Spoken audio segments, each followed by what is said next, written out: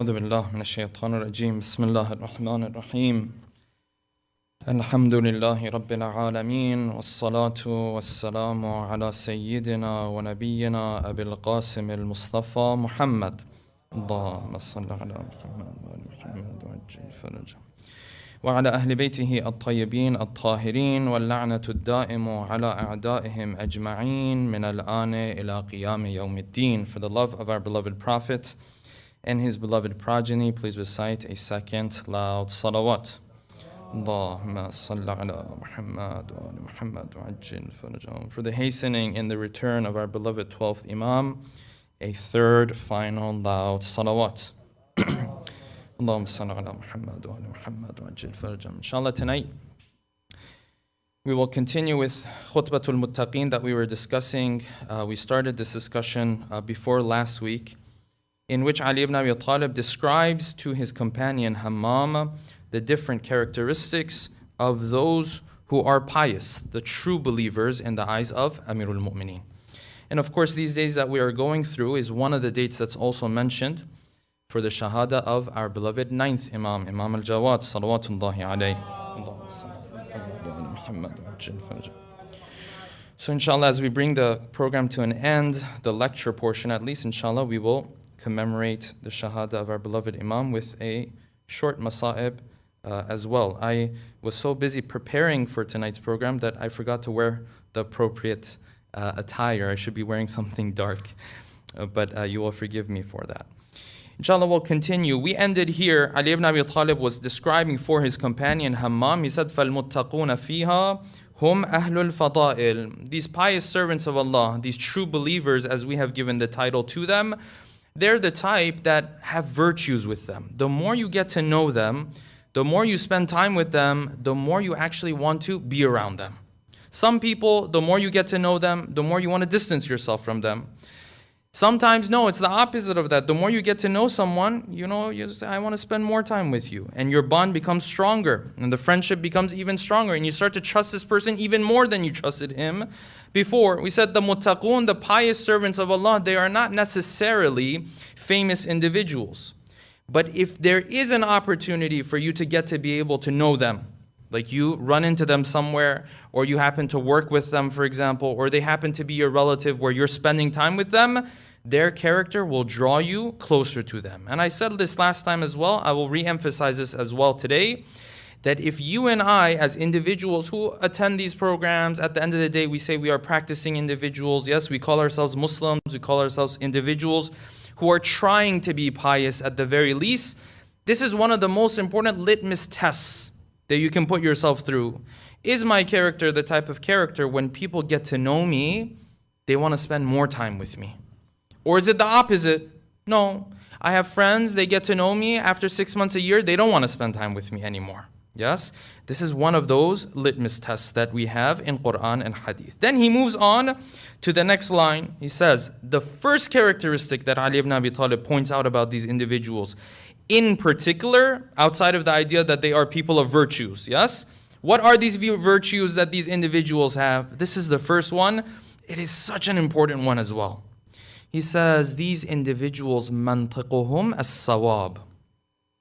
These individuals, their nutq, their speech is appropriate speech. When they speak well and they speak appropriately. And he just says this one line is 2 words, or 3 words put it together, mantiquhum as-sawab, and he moves on. But other verses of the Quran and other hadith have a lot to say about the way you speak to others. Because if you think about it, the way that we interact with one another, the primary way that we interact with one another is what? Is the way we speak to one another. Yes? Yes, you might hug this person, you might greet this person. At the end of the day, 99% of your interaction with another person is what? Is the way you speak to another person. This is the importance and the significance of the tongue and what this tongue can do. And therefore, in Quran and in Hadith, you find that Islam shows us 2 sides to this tongue. This tongue can do the greatest of things, it can do the worst of things. This little piece of flesh, yes, that has, 8 to 10 different muscles. That's why you can move it in so many different directions. This little piece of flesh that we underestimate, it can do the greatest of things, or it can ruin lives. The tongue. He says, the first thing Ali ibn Abi Talib pointed out was what? They pray like this, they fast like this. No, those are important. No one prayed better than Ali ibn Abi Talib, yes? But the first thing he points out is what? When they speak to one another, they speak well. They speak appropriately to one another. Okay. When you look at Quran and Hadith and you try to get an understanding of what are the great things that this tongue of mine can do, what are the horrible things that this tongue of mine can do, you find Hadith after Hadith after Hadith. Verse of the Quran after verse of the Quran speaking of this issue. Those good things that the tongue can do, here is one of them. Amongst those good things that the tongue can do is that it can beautify the character of an individual. You spend time with someone, if someone speaks well, if they have manners when they speak, you are automatically drawn to that character. And in some careers, you will see this, it manifests itself a little bit more, right? Sometimes, for example, in some careers, the profession itself, it necessitates that this person speaks well and he speaks with the proper manners. You're automatically drawn to that character, even though you don't really know him. You don't know him too much. That's why the Prophet has said, Salawatullahi alayhi, Allahumma salli ala Muhammad wa ala Muhammad. He says, Al-jamalu fil lisan. He says, beauty lies in the tongue, in the way he speaks. You see sometimes people, their appearance may not be the most attractive, yes? But he speaks in such a beautiful way, with such manners, that you're so drawn to this character, right? Sometimes you talk about youngsters who are getting married, they just look at what? Just appearance. No, character. Character can make a normal appearance look awesome. You spend time with this person, he speaks with such manners, she speaks with such manners, all of a sudden, this person is so much more, you want to be around this person all the time. He says, Al-jamalu fil lisan, you can beautify your character with it. What else can I do? You can bring happiness to another believer. Can bring happiness. This concept is called idkhal as-surur, bringing happiness to another brother or sister of yours. And I cannot emphasize how much hadith has emphasized this. That you bring happiness to others. How am I going to do that? I don't know. You get creative with it, yes? Sometimes the smallest comments can bring so much happiness to the person that you're living with, to your loved ones. It's the smallest of things. I usually say this. I say burnout, when we talk about burnout, especially in relationships, especially in the household, burnout doesn't happen necessarily because there's a lot of work. Sometimes that's the case. Most times, it's because there's no gratefulness. Because nobody takes the time to bring a little bit of happiness to one another. You went through all this trouble to you today. Thank you so much. I appreciate what you have done for me. Idkhalu surur, bringing happiness to one another. Yes? You don't do that, then this person feels like they worked 40 hours today. They worked 8 hours, even that's a lot. But they feel like they worked how much? 40 hours today. Idkhalu surur, you bring happiness. So what happens when I bring happiness to my brother or sister? That you do, by the way, through your tongue. That's the primary way to bring happiness, yes? To your brother or sister. Take a look at these ahadith. These are not small claims that the sixth Imam is making. Imam al-Sadiq, salawatullahi alayhi. Allahumma salli ala Muhammad wa ala Muhammad. أنا أبي عبد الله قال لا يرى أحدكم إذا أدخل على مؤمن سرورا. He said, don't you ever make this mistake that when you bring happiness to another believing brother or sister, don't ever assume that you are only bringing happiness to him. أنه عليه أدخله, that you're only bringing happiness to him. Don't make that mistake. So, what else is going on then? I made this person smile. I said something wonderful about them. I made him happy. What else is there? Is there something that changed in the world all of a sudden? Imam al-Sadiq is saying, yes, something changed in the world all of a sudden. You just didn't pick up on it. He says, don't make that mistake that you're only making him happy. So what then? Ya ibn Rasulullah. He says, Bal wallahi alayna. He says, when you make him happy, know that you made us Ahlul Bayt happy. When you made him smile, you made your Imam smile.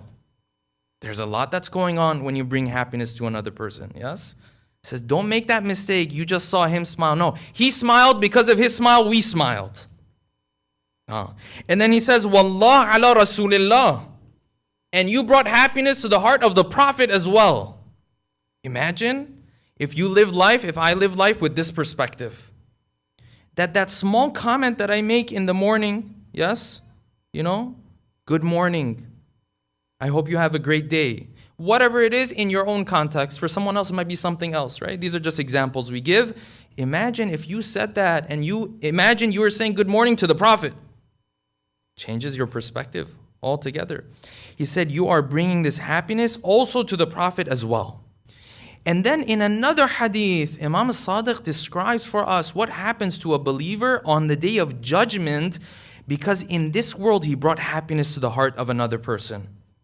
He says on that day, people are resurrected from their graves. The day of judgment, we've heard a lot of scary things about it normally, yes?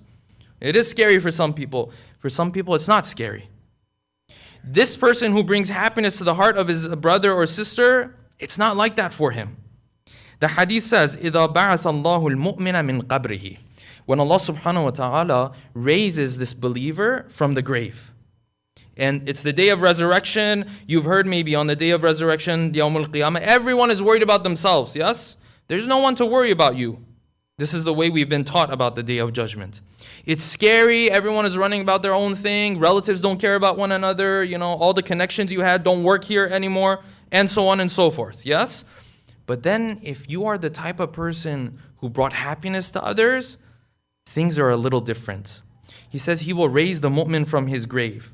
وَخَرَجَ مَعَهُ مِثَالٌ يَقْدُمُ أَمَامَهُ. But when he is raised or risen from the grave, in front of him, another individual will be walking. Another person who has the shape and the form of a human being will be walking in front of him. يَقْدُمُ أَمَامَهُ. So what does he do? كُلَّمَا رَأَى الْمُؤْمِنْ هَوْلًا مِنْ أَهْوَالِ يَوْمِ الْقِيَامَةِ. Every time this believer, he looks on the day of judgment, he sees one of the punishments, he sees one of those things that are supposed to be scary. Those things we've heard of, the earthquake, for example, and the mountains are disintegrating and they are imploding, and so on and so forth. All the descriptions that we have, right? وَإِذَا الشَّمْسُ كُوِّرَتْ وَإِذَا النُّجُومُ انْكَدَرَتْ, and so on and so forth. Every time he sees one of these scary events taking place, the hadith says that this individual who was walking in front of him, what does he do? He turns to this mu'min. قَالَ لَهُ الْمِثَالِ لَا تَفْزَعْ وَلَا تَحْزَنْ. Don't be scared, don't be worried. The Quran says, وَلَا تَخَفْ وَلَا تَحْزَنْ وَلَا هُمْ خَوْفٌ عَلَيْهِمْ وَلَا هُمْ يَحْزَنُونَ. Yes, khawf and huzn. Khawf means you're sad, or khawf means you're worried about something in the future. Huzn means you're sad about something right now. He says, La tafza'.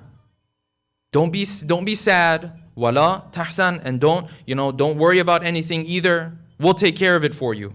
Every step of the way. Okay. He continues. And he says, وَأَبْشِرْ بِالسُّرُورِ وَالْكَرَامَةِ مِنَ اللَّهِ. I am here to give you the good news that you're going to be good today. You'll be fine today. There is going to be an honoring of you by Allah subhanahu wa ta'ala. You have nothing to worry about. This is odd. Who is this person who's walking in front of him? That's a question I have. I don't know about you guys. What is this thing that keeps walking in front of him, opening the path almost, as if he has like a cheat code, just opening the doors for him? Yes? Okay, he continues.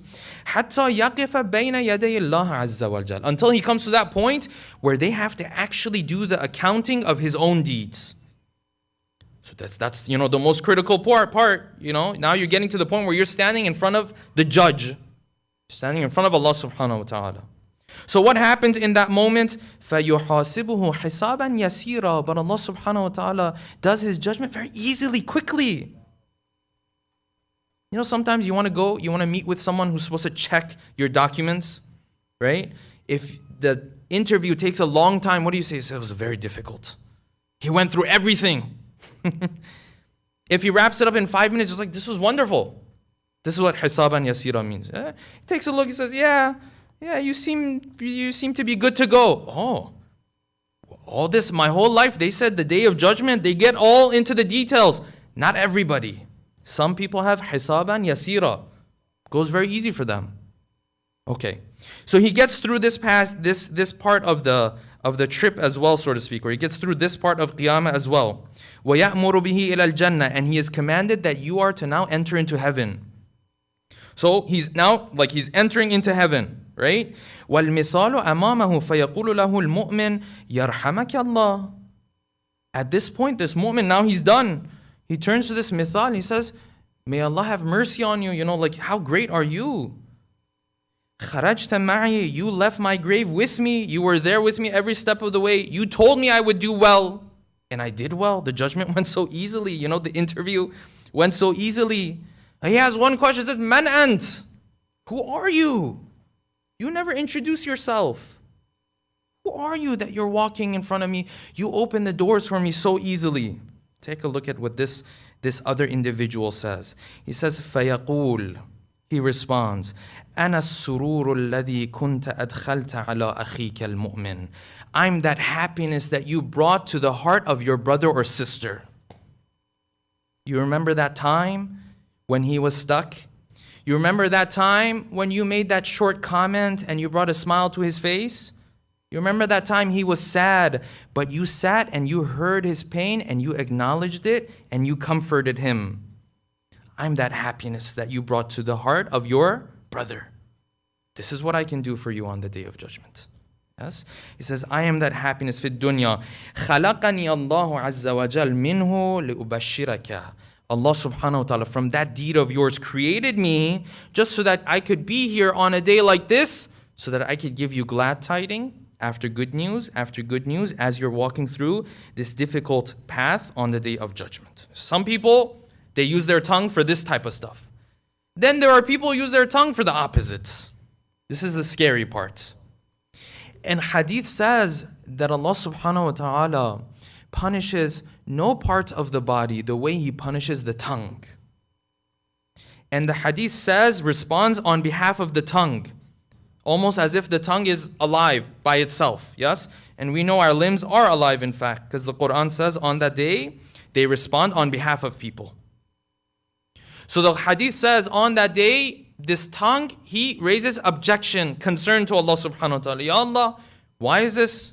Now, does this actually happen, or is just the hadith telling us this way so we can understand it better? Separate discussion. It might be more so of a metaphor that he actually has this conversation or not, yes? But he says, Ya Allah, why are you punishing me like this? I mean, this hand did some sins too. These feet, they walked to places they weren't supposed to walk to. These ears, they listened to certain types of music that are haram, that they weren't supposed to listen to. These eyes, they saw things they weren't supposed to. I mean, why me? He says, you know what the problem with you is? Hadith from Al-Kafi. He says, the problem with you was that when you committed a sin, in other words, when that person committed a sin through you, yes? You said one word, and that one word ruined the lives of people on the west and the east. He said one word with you, and people's livelihoods were ruined. People's reputations were ruined. Your punishment is different. Why? Because the impact of the sin is so much bigger. And this is why Ayatollah Makarim Shirazi, in his sharh on this khutbah, yes, he counts 7 different reasons why the sins of the tongue are more dangerous than the sins of the other limbs of the body. And the 7th of them, and we don't have time to go through all of them, I'll mention the 7th of them. The 7th of them is that the sins of the tongue, more often than not, they will involve another servant of Allah. It's usually haqqun nas that you're dealing with. I might listen to something haram, God forbid, but this is what? This is the right of Allah that I'm violating, and I should repent from it. I may not, for example, I don't know, I don't pray, for example. This is a sin. But when it comes to the tongue, what happens? It's usually when I'm interacting with another person. So this is the wonderful thing that the tongue can do. These are the terrible things that the tongue can do. And so when you go into Quran and Hadith, they will tell you, these are the things that you have to be careful. 2 of them I will mention, and inshallah we'll be wrapping up. Number 1 is that you do not speak too much. Speaking too much is a problem. It has a number of issues. Sometimes when children, I hope I say this, it doesn't create any problems. Sometimes when children don't want to listen to parents, it's not just because they're children and they might be, still the maturity is growing and it's not there. Sometimes it's because this father or mother cannot get the message across in 2 minutes. It has to be a 30-minute lecture. Sometimes it's because of that. No. Short, to the point. What you did is not acceptable in our house. That's it. End of story. Yes, your friends might do other things. That's why they live in other houses. In this house, this is what we do. And the mother and the father have to be on the same page. If they're not, that's a can of worms. They have to be on the same page. Sometimes when husbands and wives can't sit and talk to one another, it's because if they were to sit and talk to one another, this wouldn't be a 5-minute talk. It would be what? A 2-hour talk all of a sudden. Sometimes marriage does require that, yes? Sometimes it doesn't though. Sometimes it's something you have to tell this person, I wasn't happy with what you did, and we've talked about this before. You already know what I'm going to say. That's it. And you move on. This speaking too much. What happens? People don't take you seriously anymore. Yes? You have an opinion on everything. People don't take you seriously anymore. That's number one. When you look at the khutbahs of Nahjul Balaghah, take a look at how short they are. They're very short. We explain them, but if you were to look at the khutbahs themselves, how short are they? If I were to read the words of just Ali ibn Abi Talib when he is delivering this khutbah of Muttaqin, we'd be over in 10 minutes, maybe less. Less than that. This is a sermon. It's done. Short. Get the point across. That's number one. I won't spend too much time on that because that's a little bit more evident. Number two, when someone comes to you and speaks to you of their problem, of their difficulty, don't make that conversation about yourself. Someone comes to you, says, I'm dealing with this problem. Imagine this person responds in this way, reacts in this way. Oh, this is nothing. I've had to deal with 10 times worse than this. No, this conversation was about them. You want to bring comfort to that person, not change the conversation and make it about yourself and bring comfort to yourself. I've seen this happen so many times. Someone comes to an elder and says, this is nothing. Let me tell you about my problems. You can tell him about your problems, but right now we're talking about his problems. He came to you to seek some comfort from you, yes? And this is the concept of tasalli that we have in Islam. In Islam, when someone comes to you, if you can comfort them, this is one of the greatest acts of worship that you can do. But can you comfort someone if the moment they come and tell you about something, you now want to tell them about what you were going through? Can you do that even? Sheikh, I lost my loved one. Oh, no problem. Let me tell you about my friend. Not only he lost his father, he lost his mother as well. What is this? This is comforting this person? You change the whole conversation. It's not even about him anymore. He feels embarrassed to even share his pain with you now. No, when people come to you, you listen to them, you take in their pain, you acknowledge it, you comfort them. If you have something to offer, if you have a pain you're going through, that's for another time. You can also share. That's a sign of a good friend, that when it comes time for you to share, they'll sit and listen as well. That's a sign of a good friend, by the way, yes? But that's for another time. Right now, this person is sharing with you. Why do I say this? Because even the Quran, when it speaks to the prophets, comforts the pain of the prophet. It doesn't say, Ya Rasulullah, listen, what is this stuff? You're going through a hard time. Forget about this stuff. There's going to be a day of judgment. You'll be fine. Forget about it. This is what the Quran says? Or does the Quran say, وَالضُّحَى وَاللَّيْلِ إِذَا سَجَى مَا وَدَّعَكَ رَبُّكَ وَمَا قَلَى Ya Rasulullah, we have not left you alone. Yes? أَلَمْ يَجِدْكَ يَتِيمًا فَآوَى. You remember you were an orphan. We took care of you. وَوَجَدَكَ عَائِلًا فَأَغْنَى. You had no wealth. We granted you Khadija. She gave you all this wealth. Yes? وَوَجَدَكَ ضَالًّا فَهَدَى. Ya Rasulullah, don't worry. وَلَا تَحْزَنْ. When they speak, don't let that make you upset. Don't let that make you sad. These are verses of the Quran I'm quoting. What is Allah subhanahu wa ta'ala doing here? He is acknowledging the pain of the prophet. And he is comforting him. And yes, he does tell him that other prophets went through similar things. Yes, but he doesn't do it in a way to dismiss the pain that he already has. That's number two. There are a number of other points we have to take into consideration when speaking to one another. Inshallah, we will leave for the following week.